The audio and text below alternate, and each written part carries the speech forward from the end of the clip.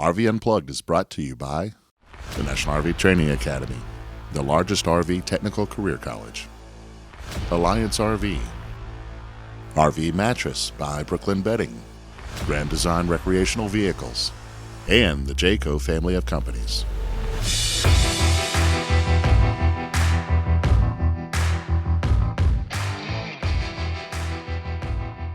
You want me to do that? Thanks, Chris. Do you want me to do it? Yeah, you can do it. Hey guys, I'm Chris. This is my wife, Katrina, and we are everyday. Oh man, I messed that up already. We were asked many months ago to participate in a program. Well, we didn't really know what it was. We're Chris and Katrina, and we are our everyday getaway, and we are really excited to be here for RV Unplugged. Very excited. Someone will win $10,000. How about that? Very excited and a little nervous. A lot nervous. A lot nervous? A lot nervous, yeah. So this is the first day. We just completed the first day. We all just moved over to our permanent spots, which we will stay at until we are. We are originally we're from Maryland, and we decided to just sell everything. The house, everything, the kids, we sold the dog and everything. We just sold everything. We said, what the heck, we're gonna sell everything. And we decided to hit the road full time. What you got there, KB? A margarita. Does it look good? Oh, it looks amazing. Can you drink all that? Yes. I believe this will be the first of many. We hit the road full time in late December of 2021? Yeah, 2021. 2021, yes. We've been married for 31 years. Mm-hmm. We have 4 children. 4 adult children, yes. Yes. Ranging Jean from 21 to 29, so we have a big age there. And we have a beautiful granddaughter, Olivia. We do. And we have another one on the way in early 2023. January. We've actually been really enjoying this lifestyle. One of the great things about traveling on the road, full-time RV living, is meeting new people, new friends, and here we are. We've met new people, new friends. We're having a great time. It's been a huge change for us and our family as well, because we don't get to see the family as much. No. But the excitement of living on the road has been great. It's been fantastic. All right, so this is exciting. This is an incredible story. So just hold on to yourselves and just grab that bowl of popcorn and all. Yeah. Katrina's going to tell you the story. Go ahead and tell the love story. Go ahead. It's not much of a love story. It isn't? No, that's. I'm not sure how to take that. It's not good. After 31 years, it's After not much of 30? a story. Yeah. It's a great story. Yeah. Pretty much, we are young and silly, and we, did a lot of going out, and we ended up meeting at a bar. Yeah, we would just go out. We did that whole thing in the Bar 80s scene. where we would just on a Thursday, Friday, Saturday night, you would hit bars, and there was a bar that in Laurel, Maryland, O'Toole's, great bar, and she would come walking in with her friend with her hair all made up and the tight Guess jeans and the high heels, looking, Oh my God. just crushing it. And then, of course, there was me, shy, awkward, too scared to go in to say anything, and I don't even know how it all came together. I don't even remember. Yeah. So it took a while. It took what, a few months? Mm-hmm. Because we would eye each other. Chicken. Yes, I was. I was. What do you want me to tell you? But eventually, we started going out. We went out for a little while, and then she dumped me. That's the truth. It's the truth. She dumped me, and then some time went by, and then one day she called me up out of the blue. I did. And we got back together, Yep. and the rest is history. Married a year later, had our first child, and A year later, yeah. yeah. And we just been going strong. Yeah. I'm retired. So I retired a couple years ago. I was in the Ironworkers Local Union in Washington, D.C., but I worked with the company I started when I was 19, and I worked with this company for 35 years. This guy started his company out of his house. He was the quintessential American success story. He started building a company out of his house, and eventually, after 35 years, he had shops coast to coast. We installed bank equipment. I grew up small family-owned business, garden centers, landscaping, florist. Did that all my life. Got married, and then decided to branch out on my own. I did weddings and events, and had a small gift shop. Then our world was kind of flipped upside down. One of our children was in a serious car accident. WJZ Tonight. It's a growing trend in Maryland. Teens driving drunk, involved in serious accidents. And it happened to Casey. A night of heavy drinking, a violent fiery crash. She barely survived. Well, we have 4 children, and our 18-year-old daughter was a little, in hindsight, now we figured out she was the partying type of girl.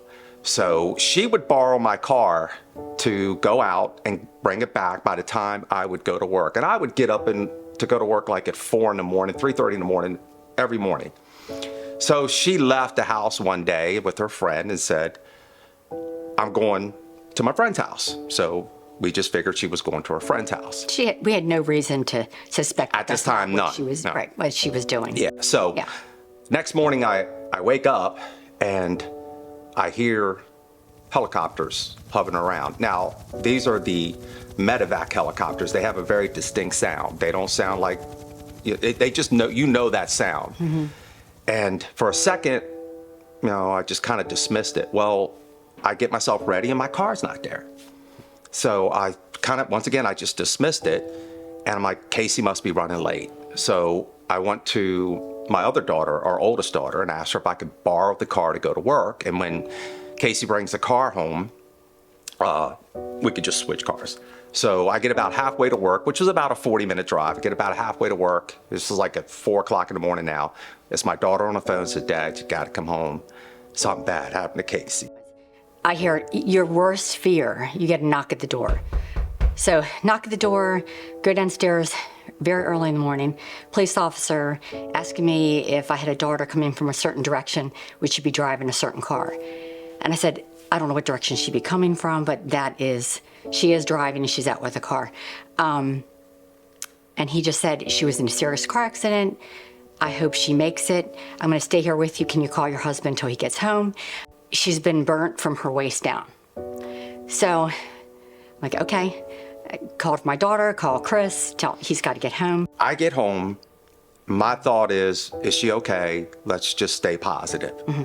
So we have to go to shock trauma in Baltimore City, which is world renowned for their care and, one of the best shock trauma centers in the world. Long drive there, we really didn't say anything. I was trying to be positive, and I think, I could tell Katrina was really concerned. So we get to shock trauma. Was. Hmm? Yeah. We get to shock trauma and we meet with the team, and the team kind of assesses this, tells us everything, and still unsure the full ramifications of everything. You just don't know. Here was the situation. She was burned from her chest down, and the burns were 3rd-degree burns.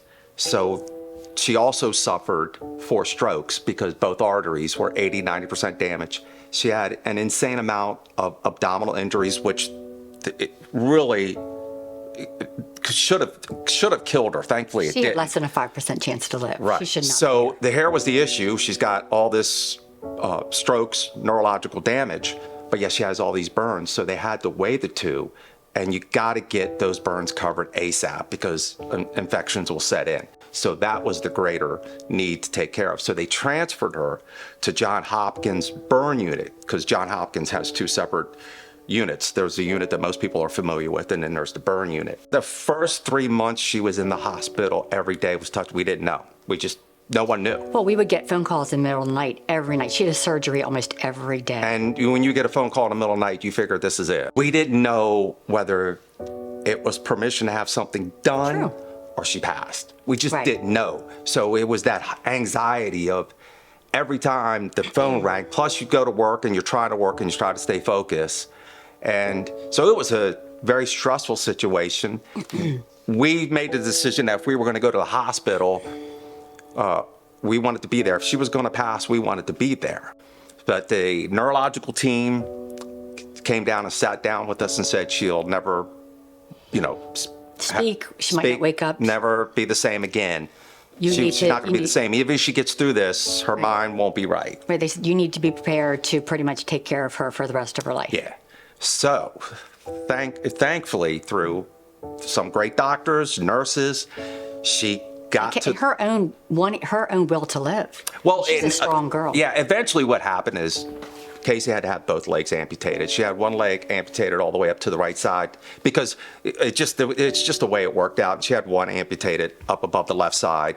And but we went from not being able to speak to communicating through blinking, through communicating through mouthing words. She had to learn how to write again. I mean, all those kind of things. She beat them when it came to getting her functions and her talking ability and her mind back. Thankfully, we were in a good hospital in a good situation. Best in the country. Yeah, and then eventually we got to the point where we could get her to rehab. So we took her to rehab up in Boston at Spalding, and then eventually she comes back home. Yep. And then yeah, she came back home, and it was very, very rough for a long time. Yeah, and then we had other things to deal with. Eventually, you know, she hit rock bottom, but bounced back to where now she's totally day and night. She's living in Denver on her own, driving. She has a job. She's participating in she's on sled hockey team. And is living a very active, healthy life. And there was one thing that did happen, and you were going to talk about this earlier. We went to a black tie benefit, and they wanted to showcase her her story because she had overcome and persevered. And we met the helicopter pilot of the helicopter who transported her to shock trauma, and he was a vet, I think, of the Iraq War. Yes. Yeah. He said in all his time in Iraq serving, he never saw a soldier look the way she looked to sustain the injuries she sustained. You know, it was pretty tough. It really tore the family apart. We're still getting it back together again. Yep. For a lot of reasons, but she has bounced back strong and better than ever, and we're blessed. She's a strong girl. Yeah, we're blessed because it worked out. We were in some dark places with that whole situation. So yeah, but you know, now the outcome, she's wonderful. That kind of had a catalyst for us wanting to RV, because raising the kids, we would always talk about different things to do, where we would go for vacation, and we would always throw that RV thing out there, but we would never follow through with it. And we would end up just going to the beach for a week. You live in Maryland, you go to the Eastern Shore, you go to the beach for a week. Yeah. And it was shortly after her accident, when she was doing, well, I say shortly, it's about 3-4 years after her accident, when she was much better, more able to get around and function on her own, that we said, you know what, let's go rent an RV. That's when we got hooked into RVing, and we started looking into a few things, and we eventually got a used RV. We got a used RV, and we were part-timers, and we were watching the channels and trying to learn as much as we can. And as I was getting closer to retirement, I was trying to egg her on. I wanted to convince her to go full-timing. And I go to retire, 35 years, busted my butt to get there, to work for it, and 2 months later I was diagnosed with throat cancer. So yeah, the doctor diagnosed me with throat cancer, and I'm like, what are you talking about? I don't smoke. I never smoked. I don't do drugs. I've never done drugs. And I'm an occasional, you know, nice drink every now and then. And he said it had nothing to do with any of those things. It was through the human papillomavirus, which is common.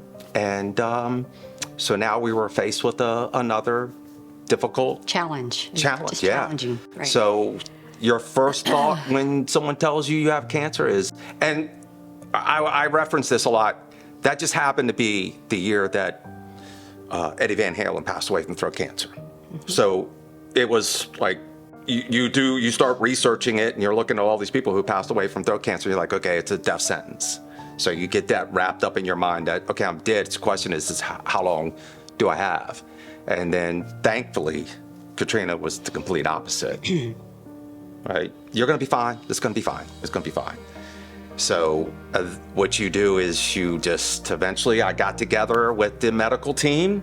Again, the medical team sat me down and straightened me out, and now your mind flips over to, okay, I'm not ready to die. What I got to do to fight to survive. That thing going? You're good. We're good. We're done. Wrap this baby up.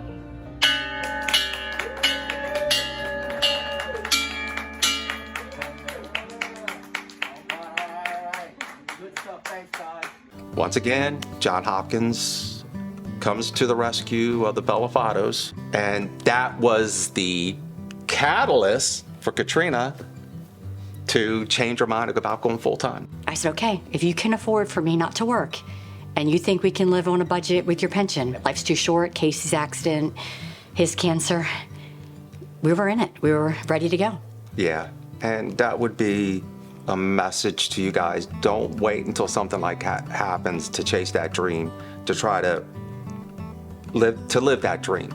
So many people that we have talked to over the years usually wait until something catastrophic or bad happens, or they lose a loved one and they used to talk about it for years. Don't wait. Get out there and do that if you can. I mean, just make it happen. So here's what we want you guys to do.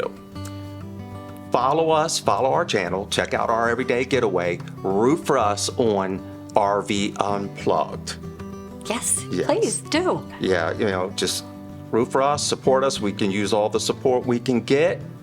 And make sure you check out our channel as well, our everyday getaway, and follow along for our adventures, and follow along on RV Unplugged to see how we do. And I think we're going to do okay. I think we're going to do all right. We're going to do really good, aren't we? We're going to do good. Yeah. Yeah, absolutely.